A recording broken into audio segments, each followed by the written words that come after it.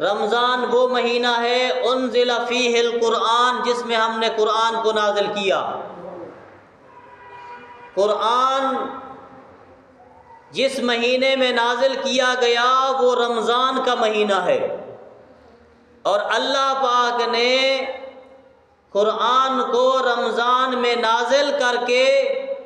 تمہیں بتا دیا جو قرآن بھی عظمت والا، رمضان بھی عظمت والا،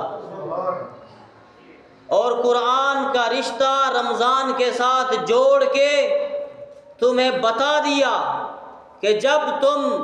ماہ رمضان کو پاؤ تو پھر قرآن کو اپناؤ، قرآن کے قریب ہو جاؤ، کیونکہ قرآن کا جو رشتہ ہے رمضان کے ساتھ بڑا مضبوط رشتہ ہے۔ ھدی للناس، قرآن میں ہدایت ہے لوگوں کے لیے، وبینات من الہدی،